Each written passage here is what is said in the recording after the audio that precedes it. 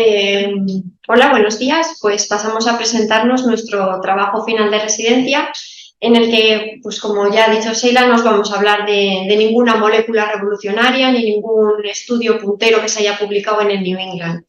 Vamos a hablar de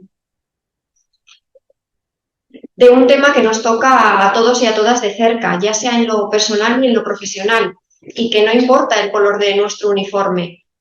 Yo os invito a que penséis, bueno, fuera del ámbito laboral, pues cuando habéis tenido que ofrecer cuidados, ¿no? Tal vez algunos de vosotros, pues cuando salgáis de trabajar, pues tengáis que ir a ver a vuestros padres, madres de casa, a ir a ayudarles, a echarles una mano. Tal vez otros seáis padres, madres jóvenes y tengáis que estar cuidando de vuestros hijos. Tal vez alguno de vosotros en la jornada de hoy mismamente tengáis que abandonar vuestro puesto de trabajo porque tengáis que ir a acompañar a alguno de vuestros familiares a algún tipo de consulta o hacer algún trámite. O, bueno, algunos otros nos pille igual un poco más de lejos y sean los abuelos, como de vez en cuando tengamos que echarle una mano. Pero todos en mayor y menor medida tendremos que ofrecer cuidados a lo largo de nuestra vida para luego finalmente también tendremos que ser conscientes de que también necesitaremos cuidados. Entonces, planteamos que, bueno, pues el aumento de esperanza de vida lleva a un aumento de patología crónica, por lo que todos vamos a tener en nuestras consultas pacientes pluripatológicos, que muchas veces van a tener dependencia y que van a necesitar unos cuidados, y que estos cuidados, por las sucesivas crisis económicas, van a ser asumidos por los familiares.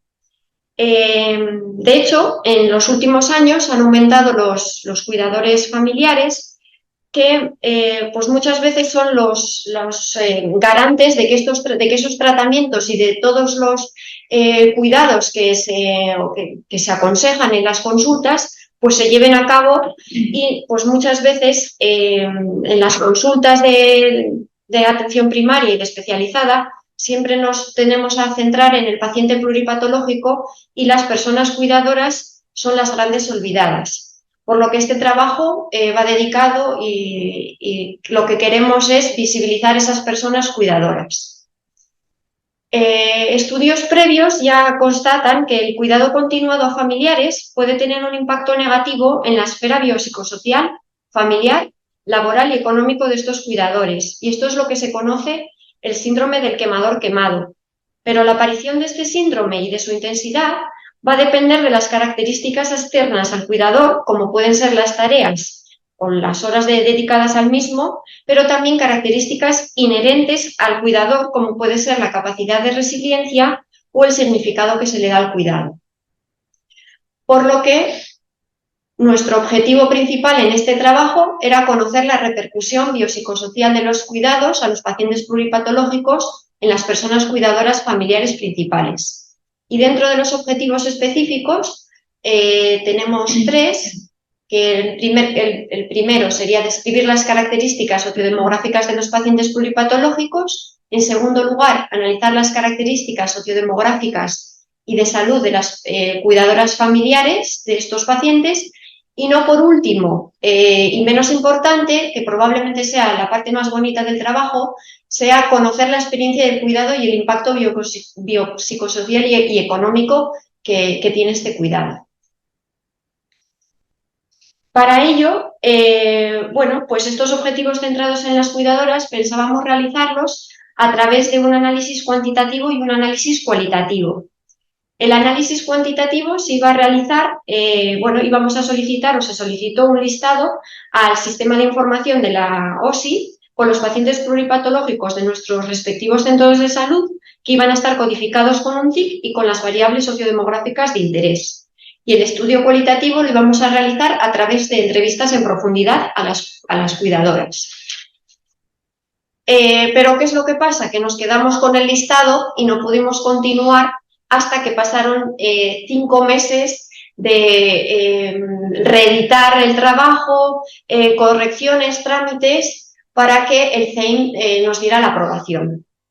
Entonces, una vez ya aprobado, pasamos a identificar a los pacientes pluripatológicos a través del programa de OSA Vida P y a partir de ellos llegamos a las cuidadoras. Realizamos un muestreo intencional, muchas veces oportunista en la consulta, a partir de que, pues bueno, de que cada una de nosotras seleccionó a tres cuidadoras que posteriormente las entrevistamos una vez que obtuvimos el consentimiento por escrito. Y el análisis cualitativo está realizado a partir de un análisis fenomenológico utilizando el programa Atlas-D. Pasamos a los resultados y sí que es cierto que nos llamó la atención que menos del 1,5% de los pacientes de nuestros respectivos centros de salud, que recuerdo que eran La Habana, Gazalvide, Casco Viejo y Oñati, son, pues bueno, son unos centros de salud en los que la población es mayor y que teniendo en cuenta un poquito el envejecimiento de la población y que son centros de salud de edades avanzadas, pues que solo estuvieran registrados el menos del 1,5. Si queremos hacer una fotografía del paciente pluripatológico, nos tenemos que hacer, lo que nos hemos encontrado es que son hombres mayores de 75 años y que en Osanaya el gráfico central son las personas, el número de porcentajes de cuidadoras que tenían registradas. Un dato que también, o datos que nos han parecido un tanto escasos. Con respecto a las mujeres cuidadoras, nos hemos encontrado el perfil, que es una mujer mayor a 75 años, que es la esposa de este paciente pluripatológico con estudios primarios y que dentro de sus patologías, la principal destacaba las patologías neuropsiquiátricas, en segundo lugar las osteoarticulares y en tercer lugar las cardiovasculares. Y otro dato que también nos llamó la atención es que en las entrevistas les pasamos la escala de Guberman, que es la escala de sobrecarga de los pacientes, de los pacientes, o sea, de las personas cuidadoras, y no obtuvieron riesgo de sobrecarga. Otro dato que, como he dicho, nos llamó también la atención. Y como una imagen pues vale 1000 palabras, hemos intentado de forma gráfica explicaros la parte cualitativa que os va a contar mi compañero. Vale, pues nada, los resultados que obtuvimos del análisis del estudio cualitativo fueron más de 10 horas de grabación.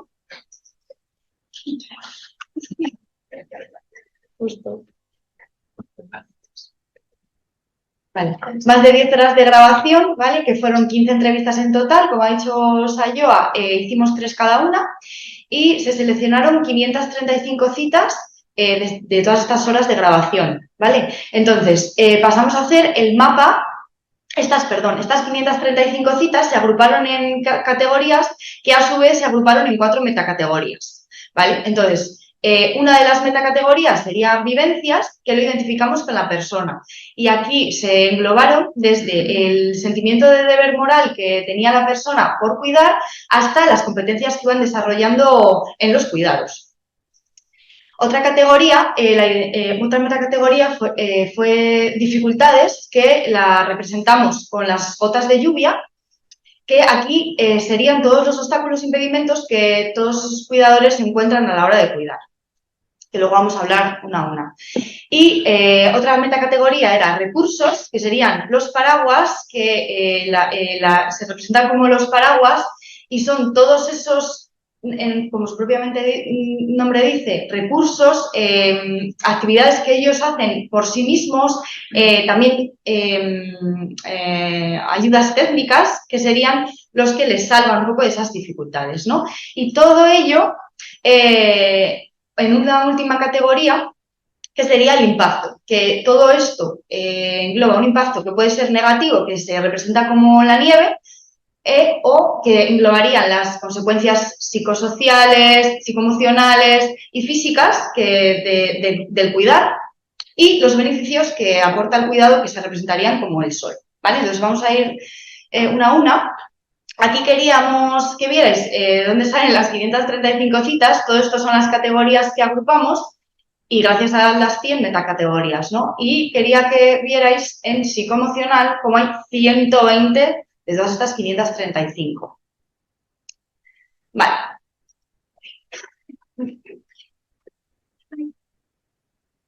Vale, la primera metacategoría, vivencias, nos encontramos, una de las categorías era el aprendizaje del cuidado del otro, pues cómo han ido desarrollando las competencias en el cuidado. Y cómo nos decían, ¿no? Pues he aprendido fallando y repitiendo. Veíamos que eso, que era un aprendizaje vicario. O cómo, entonces yo le dije a la enfermera que le haría algunos días la cura. Luego otra categoría sería los cuidados prestados por la cuidadora informal. Cómo ha ido abarcando desde la limpieza del hogar hasta pues eso, la cocina, las compras y cómo nos decía, ¿no? Pues me adapté como a todo. Mientras no se ha caído, pues yo lo he hecho todo. Aunque lo pasaba malísimamente mal con algunas tareas, ¿no? Y luego otra sería el valor que se da al cuidado dentro de la metacategoría vivencias. Aquí veíamos cómo el cuidado forma el centro de la vida de la persona y cómo nos decían el sentimiento de ambivalencia y de lo que lleva a dar tanto por los familiares, ¿no? Por cuidar de tu familiar. Pues te decían, el cuidado es dedicación, pero es que también es abandono, porque encima es que me siento mal. Luego otra metacategoría eran las dificultades. Aquí nos encontrábamos con insatisfacción con las ayudas sociales, todas las dificultades que tenían a la hora de tanto solicitar como cuando ya las tenían, las carencias que veían, ¿no? Pues no puedo hacer el trámite, no me facilitan nada, me parece una burocracia increíble, ¿no? Y es que no solo la ayuda humana, también camas, grúas. Luego estaban las dificultades para proporcionar cuidados, porque es que, claro, o sea, no solo era las ayudas sociales, ¿no? Solo el hecho del carácter de la persona a la que cuidamos nos ha pasado 1000 veces que a la hora de cuidar es que discutimos el triple, ¿no? Pues todo es lucha y lucha. Es que se levanta por la noche al baño y a veces se cae. Y es que le he dicho 1000 veces que no se levante, pero pues al final somos personas, ¿no? Otro que nos llega muy de cerca, y a esto queríamos ahí calar bastante hondo a todos los que nos estéis escuchando, cómo veían como el apoyo sanitario como una percepción insuficiente, ¿no? De ese apoyo. Y veían, pues nos decían, ¿no? Pues explicar bien las cosas, eso es lo que he hecho en falta, que te miren a la cara y que te hagan caso. O sea, esta nos tiene que hacer un poco reflexionar. Otro era la percepción del apoyo familiar insuficiente. Cómo a veces les quemaba más la situación que se estaba generando familiarmente que el propio esfuerzo que tenían que hacer para cuidar. Pues es que mi hermana no viene los fines de semana, o es que yo estoy todo el día cuidando, o es que no me puedo desahogar con nadie, ¿no? Otra metacategoría era el impacto. En primer lugar, bueno, el impacto psicoemocional, que sería, lo calificamos como consecuencia negativa, pero también tiene alguna, y se englobaban en sentimientos, ¿no? Vale, en primer lugar teníamos un sentimiento de tristeza, dolor emocional, como en las entrevistas a veces hasta las cuidadoras, bueno, pues mostraban todo lo que a veces no daban en la consulta, ¿no? Pues cuidar es muy doloroso, mucho, algo terrible queriendo a una persona. Otro era el miedo, que también prevalecía mucho entre todas las cuidadoras y nos decían, te da miedo todos, alguna hora y si no está mi hijo o alguien estoy temblando porque ya voy a llegar y me le voy a encontrar en el suelo, ¿no? Otro era la ira, pero también teníamos la satisfacción, ¿no? Pues esta frase nos hizo mucha gracia, nos pareció muy... Ay, madre, somos como Rusia y Ucrania, discutimos muchísimo, pero a mí me gusta ayudarla. Otra cosa es cómo lo recibe ella, ¿no? Yo lo hago con todo el corazón y mi buena fe. Otro que nos llamó mucho la atención era el impacto físico de cuidar a una persona y cómo a veces no se daban cuenta, ¿no? Pues igual estoy un poco peor físicamente que otros años, pero, jolín, no sé si tiene algo que ver con cuidar y no lo identificaban, ¿no? Como con cuidar. O, jolín, que nunca habían sido golosos y se evadían, en este caso, con el chocolate, ¿no? Otro era el impacto social, que también nos caló bastante, pues esta frase es potente, ¿no? Yo me he llevado a llegar a mi madre a tomar café con mis amigas y decirles, chicas, es que si queréis verme, es que tengo que llevarme a mi madre. O muchas veces mi marido se va con mis hijos y yo tengo que renunciar. Pero bueno, como hemos dicho, también tenían ese feedback tanto el cuidador como la persona que cuidan y encontraban, ¿no?, ese beneficio del cuidado. Pues a mí me resulta fácil vivir con ella, a pesar de su carácter, por la compañía, porque tengo lo afectivo, contarle cosas, o yo tengo la suerte de estar con ellos porque tengo compañía y si necesito algo, pues también sé que ellos están para mí, ¿no? Y ahora ya recursos que os lo va a contarles. Sí, en cuanto a lo que nos han relatado sobre los recursos, pues en cuanto al hogar adaptado a ayudas técnicas, bueno, una nos contaba que tenía vigilancia con cámara en casa y eso, bueno, pues que en todo momento la podía ver y así pues le daba tranquilidad. En cuanto al tiempo de ocio, aquí podemos ver que también algunas intentaban sacar, ¿no?, un ratito para ellas mismas. Por ejemplo, pues una de ellas nos decía que ahora podía quedar los sábados cuando mete a su madre en la cama. Otra nos decía que jugaba al fútbol y luego que se tomaba un pinchopote. Es mi día sagrado y me viene fenomenal. Es un tiempo para ellas de desahogo. En cuanto a las ayudas sociales, una nos decía que, bueno, con una dependencia 3 te daban unas horas o un dinero. Entonces ella decidió que la cuidaba ella porque con las horas pues no hacía nada, ¿no? Entonces me pedí reducción de jornada con lo que eso implica, ¿no? Y el respaldo del equipo sanitario, en contraposición a lo que ha dicho Sara, pues también nos contaban que, bueno, pues una de ellas nos decía, sí, con nosotras siempre se portan muy bien. Yo no entiendo por qué la gente se queja tanto de la seguridad social. Nosotras estamos encantadas. Vale. En cuanto al apoyo del entorno familiar o social, una de ellas nos decía, pues bueno, tenemos 3 hijos, viven en Vitoria, cualquier cosa que les pida acuden, siempre han estado pendientes. Y otra nos decía que, bueno, yo soy la cuidadora principal, soy hija única, pero mi gran apoyo es mi padre, ¿no?, que es el que se encarga de los cuidados cuando yo no estoy. Entonces, ahora os voy a hablar un poco de las limitaciones del estudio. Bueno, el tiempo ha sido una de las limitaciones bastante importantes porque, como os hemos comentado, hasta que pasó el comité de ética, pues pasaron bastantes meses y ese tiempo que no tuvimos para empezar el estudio. Y, bueno, aparte estábamos con una residencia, 1000 rotaciones, guardias, entonces, bueno, era un poco difícil. Posibles errores de codificación en el paciente pluripatológico, porque al final esto viene sistematizado y si los diagnósticos están pues mal puestos, ¿no?, en la historia, pues no se codifica de una manera correcta. Ausencia o registro inadecuado o insuficiente del cuidador principal en Osanaya, porque al final nosotras hemos cogido a las cuidadoras desde Osanaya, que es el programa de enfermeras que tenemos para brindar los cuidados, ¿no? Entonces, pues hemos visto que a veces pues estaba mal registrado o que no estaba registrado. Y limitaciones derivadas del formato de la entrevista, ¿no? Porque nosotras al final nunca habíamos hecho un estudio y, bueno, pues hacer una entrevista pues hemos visto que es también bastante complicado porque a veces intentábamos hacer preguntas abiertas y a veces pues íbamos, ¿no?, focalizando la respuesta, ¿no? Pero bueno, hemos intentado hacer lo posible para que no sucediera eso.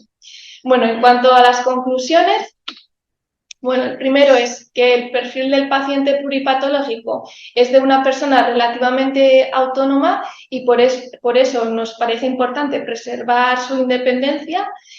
El segundo, bueno, que lo que más sobrecarga producen a las cuidadoras hemos visto que es la complejidad de los cuidados y la dependencia que tienen estos pacientes.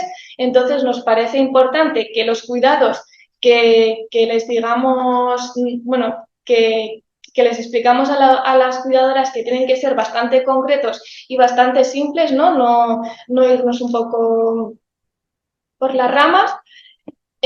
Bueno, esto ya antes del estudio ya intuíamos, ¿no? Pero bueno, que el cuidado tiene repercusión tanto física, social, emocional y económica, ¿no?, que afecta en toda la persona. Y luego también que existe un sentimiento de ambivalencia en las cuidadoras, ¿no?, entre el deber moral de cuidar y la sobrecarga del trabajo, que incluso que si tienen muchísima sobrecarga, que ellas, bueno, pues han mamado desde pequeñitas, que ellas tienen que cuidar del familiar, pues que tiene que ser así, y así lo hacen. Vale.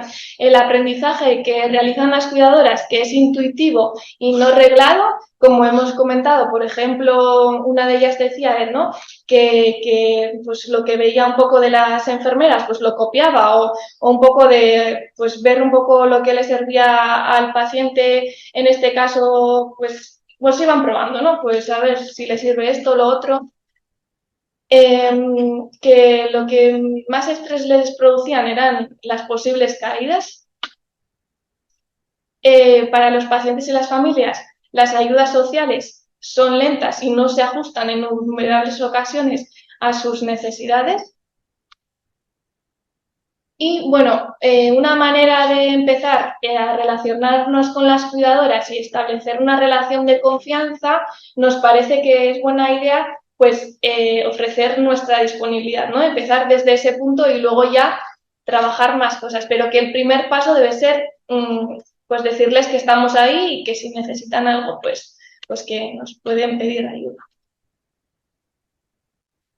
Bueno, como hemos visto que las personas que más conocen al paciente son el propio paciente y el cuidador informal, es importante integrarlos a ambos en la consulta, pues no solo a la cuidadora o no solo, no solo al paciente, ¿no? Identificar el registro de la cuidadora es clave, ¿no? Porque vamos a hacer un plan de cuidados con ella también, adaptado. Y luego, así como una conclusión más importante que hemos pensado poner, ha sido esta, pues que para brindar unos cuidados de calidad es imprescindible una relación colaborativa entre medicina y enfermería, integrada entre diferentes ámbitos asistenciales y los servicios sociales. Bueno, este trabajo lo hemos hecho en medicina y enfermería y bueno, pues también hemos visto que también tocamos pues trabajadoras sociales, pues hospital, entonces que tenemos que estar todos a una y unidos por el paciente, ¿no? Y bueno, pues la bibliografía es esta. Y bueno, pues ahora los agradecimientos, pues agradecer a la Unidad Docente de Atención Familiar y Comunitaria, que han sido ellos los que nos han ayudado en todo momento a hacer el trabajo, que bueno, no teníamos ni idea de cómo hacerlo. A los equipos de enfermería y medicina de los respectivos centros de salud, ¿no?, que en su momento estábamos en esos centros, a nuestras tutoras por ayudarnos con la elección de las cuidadoras y también por estar ahí en todo momento, a las trabajadoras del SIS porque nos han facilitado las listas de lobby, que encima lo hicieron súper rápido y muy amables, y a las cuidadoras, obviamente, que han participado en el estudio, porque sin ellas este estudio pues no podría ser posible. Y nada, ya para terminar, pues queríamos poneros una frase que nos dijeron en una de las entrevistas, que era daros las gracias por vuestro trabajo, porque habéis tenido en cuenta que detrás de las personas mayores hay muchas más personas, que hoy es mi madre, pero mañana será la madre de otro o la tuya. O sea que lo que queremos decir es que cuidemos a quien nos cuida.